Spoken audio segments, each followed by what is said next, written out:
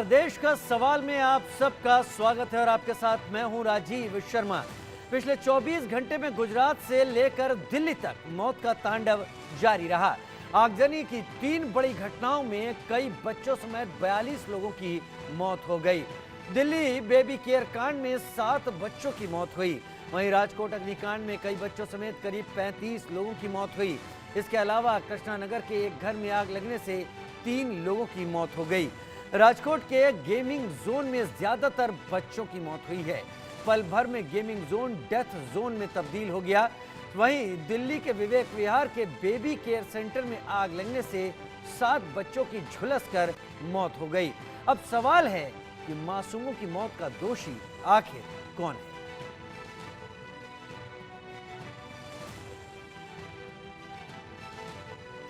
उधर धधकती आग में आखिर कैसे मासूम जल गए, ये बड़ा सवाल यहाँ पर उठता सामने आ रहा है। क्या फायर सेफ्टी के साथ एक बड़ी लापरवाही की जा रही है या हो रही है? बच्चों की सेफ्टी देश में कोई मायने नहीं रखती है क्या? राजकोट दिल्ली से सेफ्टी सिस्टम की एक पोल खुली है जिस पर सवाल उठ रहे हैं। फायर सेफ्टी से छेड़छाड़ करने वाले आखिर इतनी आसानी से कैसे बच जाते हैं और कैसे हादसे बड़ी जल्दी पुराने हो जाते हैं? आज देश के सामने गंभीर सवाल हैं जिसके जवाब तलाशने की कोशिश हम करेंगे, लेकिन उससे पहले इस वक्त की एक बड़ी खबर का रुख कर लेते हैं। जी हां, इस वक्त की बड़ी खबर का रुख आपके टीवी स्क्रीन पर। राजकोट अग्निकांड में मरने वालों की संख्या बढ़ गई है। गेमिंग जोन में जलकर मरने वालों की संख्या अब 35 हो गई है। अभी और भी मरने वालों की तादाद बढ़ सकती है। राजकोट अग्निकांड से सेफ्टी सिस्टम की पोल खुली। एक ऐसी घटना सामने आई जिस घटना में वो बच्चे जो इस गेमिंग जोन में पल भर के लिए, कुछ समय के लिए एंजॉय करने के लिए गए थे, वो हादसे में इस कदर फंसे कि अपनी जिंदगी ही दांव पर लगा बैठे और अब हमारे बीच नहीं रहे। पहले रुख करेंगे राजकोट का। हमारे सहयोगी जतिन रावल हमारे साथ इस वक्त जुड़ गए हैं। जतिन, राजकोट के जो पुलिस कमिश्नर है राजू भार्गव, उन्होंने अपनी प्रेस कॉन्फ्रेंस में साफ कहा कि 2 लोगों को इस मामले में गिरफ्तार किया गया है और 6 लोगों के खिलाफ कुल मामला दर्ज किया गया है। इस वक्त तक इस पूरे अग्निकांड से जुड़ी हुई सारी बातें विस्तार से हमारे सामने रखिए। जी देखिए, बिल्कुल राजीव जी, आपको बता दूं, पहले तो सबसे पहले शुरुआत करते हैं कल से कि कल दोपहर के बाद ये शाम के वक्त जो है ये जो गंभीर दुर्घटना जो है वो घटित हुई, जिसमें 27 मासूम लोगों ने जो है इसमें अपनी जान जो है वो गंवाई।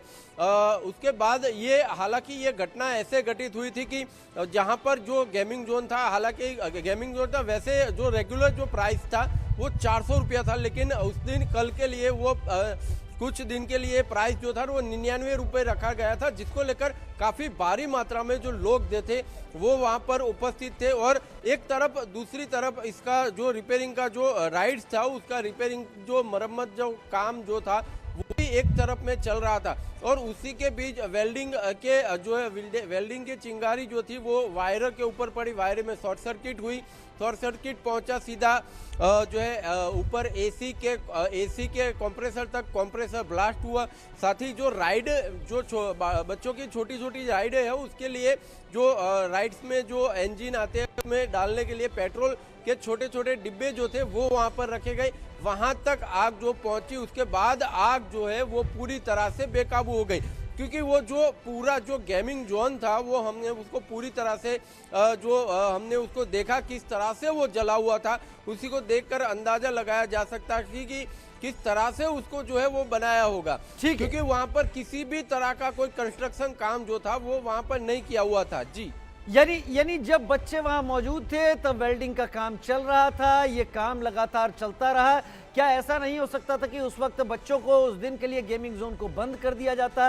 लेकिन जो पैसा कमाने के लिए लोग होते हैं वो इन चीज़ों के बारे में आखिर क्यों सोचेंगे? बहुत शुक्रिया जतिन रावल इस जानकारी को सामने रखने के लिए। 6 लोगों के खिलाफ मामला दर्ज, 2 लोग गिरफ्तार हुए राजकोट में। लेकिन आरजू सेठ मेरे साथ दिल्ली से इस वक्त जुड़ी हुई है, बेबी केयर सेंटर में, जहां पर 7 बच्चों की जिंदगी इस अग्निकांड के चलते दिल्ली में खत्म हो गई। दिल्ली से राजकोट तक आग का तांडव रहा। आरजू, विस्तार से जानकारी दें।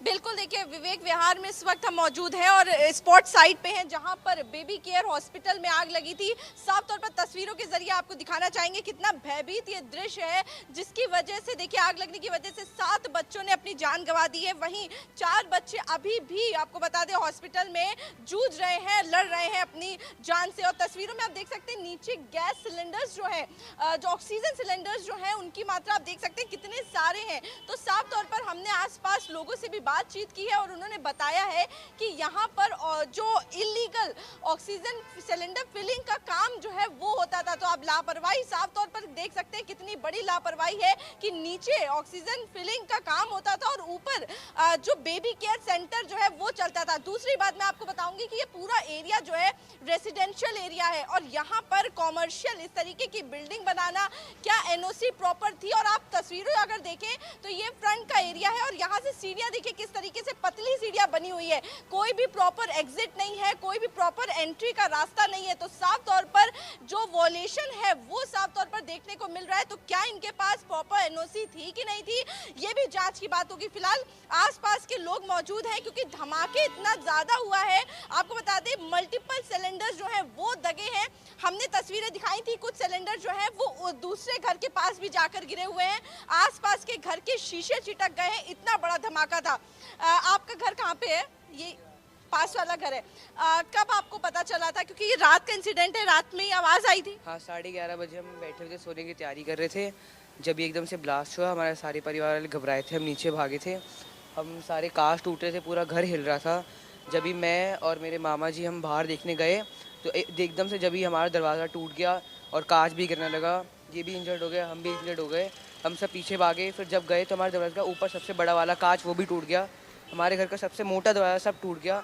हम सब सिवियरली बहुत ज़ोर की पटाखे फूट रहे थे, बहुत ज़ोर की ब्लास्ट हो रही थी और हम सब इंजर्ड हुए। यहाँ पे स्कूटी थी, यहाँ पे वैन थी, सब जल गई। यहाँ पे तारे भी जलने को हो रही थी, वो थैंक गॉड उन्होंने तारे काट दी।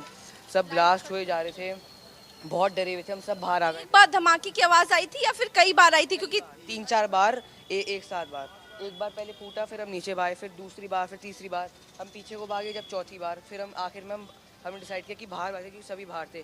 फिर हम पीछे को गए थे, जब भी सब लोग आ रहे थे वीडियो बना रहे थे और इतनी ज़्यादा दहशत मची हुई थी, सारे आगे सारी फ्लेम जा रही थी, बहुत आग लगी हुई थी, हम सब बहुत डरे हुए थे।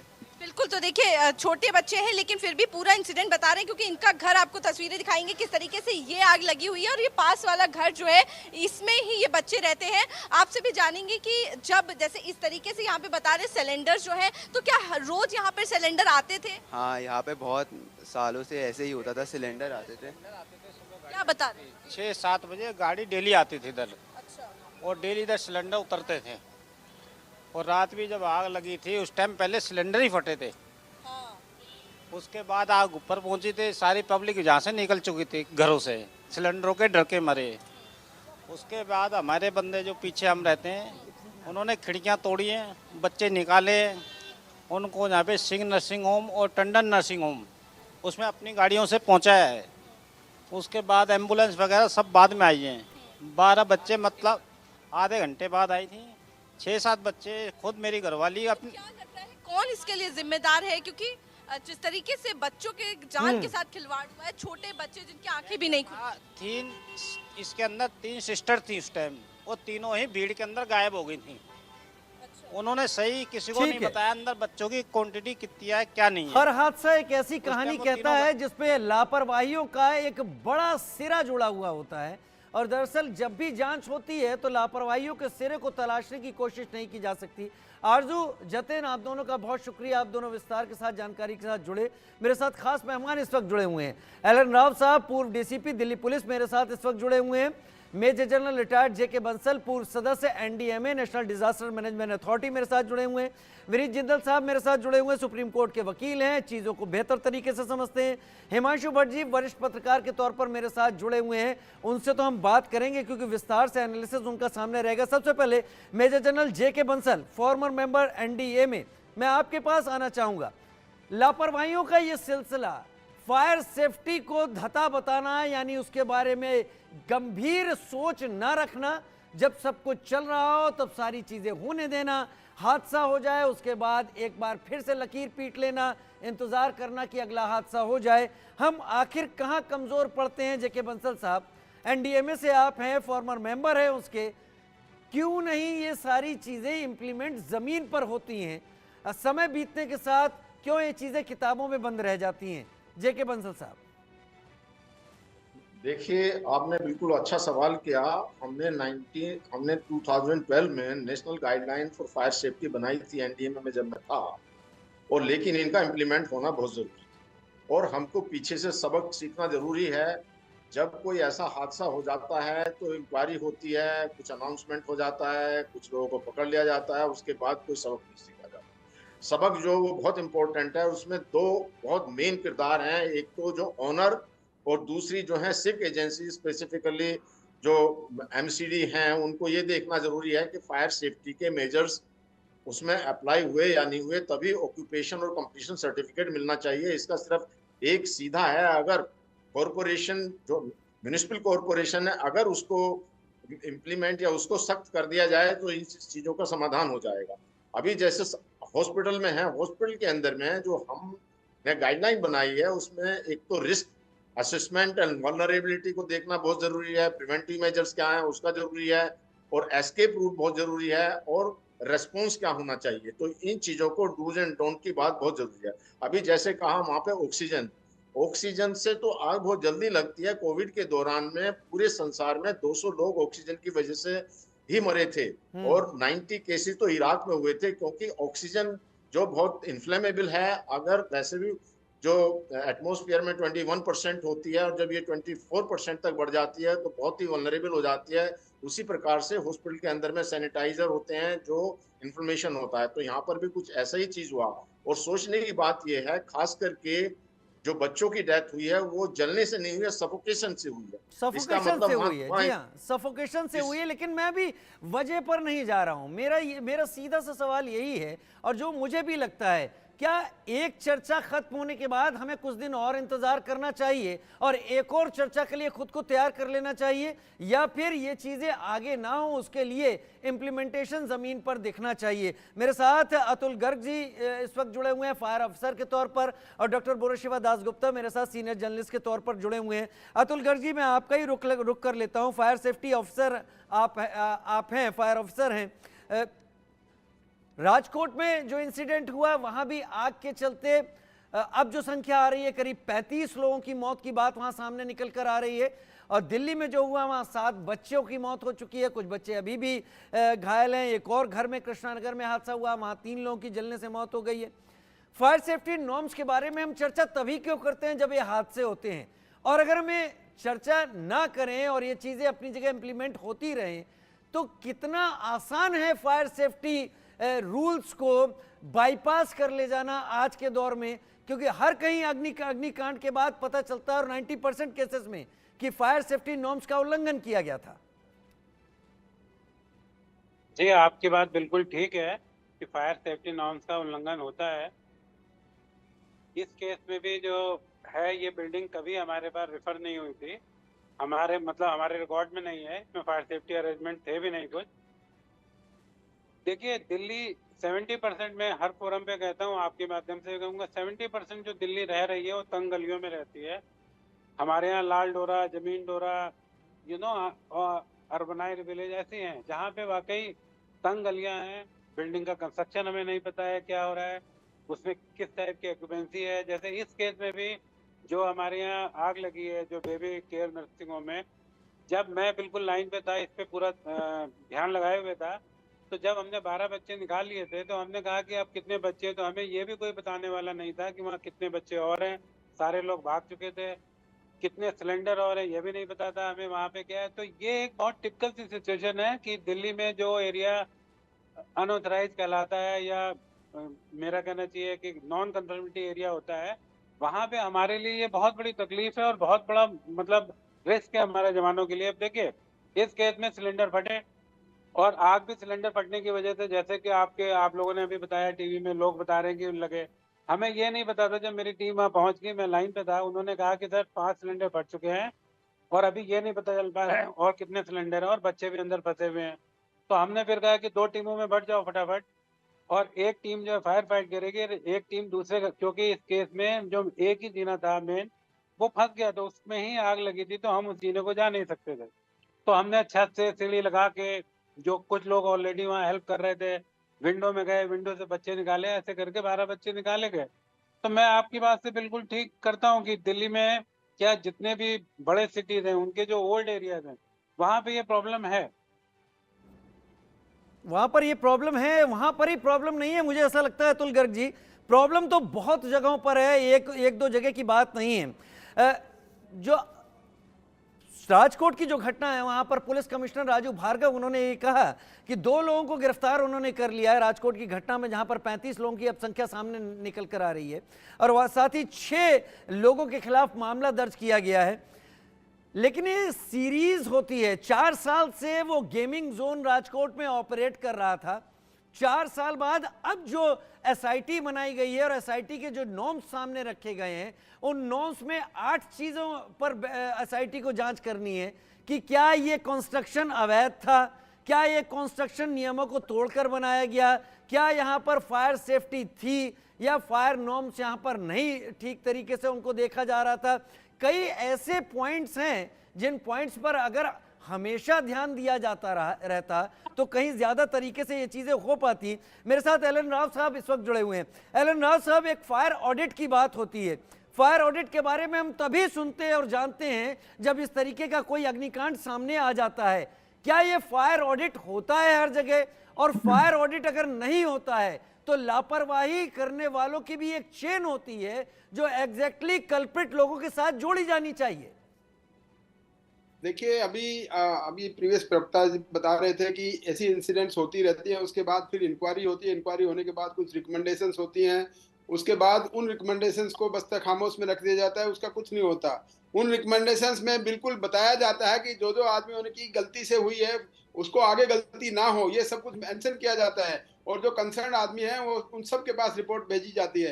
अतुल गर्ग साहब अभी फायर सेफ्टी के पूरे इंचार्ज हैं पूरी दिल्ली के, उन्होंने बड़े डिटेल से बताया किस प्रकार से उन्होंने कितनी मेहनत करके लोगों की, बच्चों की जान बचाई है। और लेकिन जब भी फायर सेफ्टी की जो ऑडिट होता है, वो ऑडिट होना बड़ा जरूरी है। इसमें लोकल पुलिस और जो कॉर्पोरेट सिविल ऑफिशियल्स हैं, सिविल डिपार्टमेंट की जो बिल्डिंग्स को अप्रूवल देते हैं, जैसे अभी बता रहे थे अपने डीएमए साहब के इंचार्ज थे, वो जो पुरानी बातें बता रहे थे कि उनके जो सिविक अथॉरिटीज की जिम्मेवारी है कि जो बिल्डिंग को बारे में उसको एनओसी देते हैं, उसमें सबसे इंपॉर्टेंट है फायर सेफ्टी नॉर्म्स है कि नहीं है, फायर की एनओसी है कि नहीं है। अब जैसे अभी अतुल गर्ग साहब बता रहे थे कि ये बिल्डिंग उनके लिस्ट में ही नहीं है, तो ये कैसे संभव हो गया कि सिविल अथॉरिटीज ने उसको एनओसी दे दिया या नहीं दिया, या उसको अप्रूव कर दिया इस काम करने के लिए। तो ये सब चीजें देखने वाली होती हैं, अब ये इंक्वायरी में सब सामने आएगा। लेकिन फायर सेफ्टी का ऑडिट होना बहुत जरूरी है, और जहां जहां फायर सेफ्टी के नॉर्म्स पूरे नहीं होते हैं और उनकी बचाव के साधन पूरे वहां पर मौके पर नहीं दिखते हैं, उसमें अप्रोप्रिएट कार्रवाई करनी चाहिए, डिसिप्लिनरी एक्शन लेना चाहिए, और अगर क्रिमिनल एक्शन बनता है तो उसके बारे में भी उनको विचार करना चाहिए। जैसे इस केस में जो आदमी की नेग्लिजेंस, मैं इसको नेग्लिजेंस नहीं कहूंगा, ये इसको एक culpable homicide not amounting to murder का केस, एग्जैक्टली जो कंसर्न आदमी है उनके खिलाफ ये 304 का केस बनना चाहिए। जो चाहे सिविक अथॉरिटी है, चाहे और आदमी है जिनकी ऑडिट करने की जिम्मेवारी थी, उन्होंने भी अगर नहीं किया है तो उनके खिलाफ कार्रवाई सख्त से सख्त होनी चाहिए, ताकि आगे के लिए कोई भी आदमी हिम्मत नहीं कर कम सके। शब्दों में एलन राव साहब, आपका अनुभव बहुत लंबा है, बहुत बड़ा है, आप अभी रिटायर्ड है। मुझे लगता है रिटायर्ड अफसर अपने वर्किंग जो उसका पीरियड होता है और बाद में वो 2 तरीके से अपनी जिम्मेदारियों को तौलता है। मुझे ये बता दीजिए, मेरे पैनल को, मेरे दर्शकों को, क्या आप मानते हैं दिल्ली सेफ है? सेफ है तो कितने % में फायर से सेफ है? देखिए, मैं अगर बॉर्डर सेंस में कहूं तो दिल्ली बिल्कुल सेफ नहीं है। जैसे अतुल गर्ग साहब भी बता रहे थे कि ऐसी कंजेस्टेड एरियाज हैं इतने कंजेस्टेड एरियाज में जहां गाड़ियां भी नहीं जा सकती हैं, तो उसको सेफ कैसे कर सकते हैं? फायर ब्रिगेड के टेंडर्स वहां पहुंच नहीं सकते। आप ऐसी ऐसी गलियां दिखा देंगे आपको जो 2-2 फीट 1-1 फीट की गली, आपस में मकान मिले हुए हैं, तार के तार जुड़े हुए हैं, जहां पर मैं कहता हूं बिजली के तारों की इस प्रकार से जाल बुना हुआ है कि अगर वो आपस में शॉर्ट सर्किट हो बिजली जाए के तारों तो का जाल तो आपस खैर सिविक अथॉरिटीज ठीक करेंगी, लेकिन यहां पर तो स्थिति ये है, बुरा ना माने दर्शक और बुरा ना माने सभी लोग, यहां पर समाज भी अपनी जिम्मेदारी समझता नहीं दिखाई पड़ता है। नहीं तो गेमिंग जोन वाले क्यों नहीं इन चीजों को देख रहे होते जो राजकोट में हादसा हुआ है। डिटेल पर आएंगे, लेकिन मेहंदीगर मेरे साथ थोड़ा विस्तार से जानकारी के साथ जुड़ी हुई हैं। मेहंदीगर, जरा सा अपनी जानकारी पूरी साझा करें।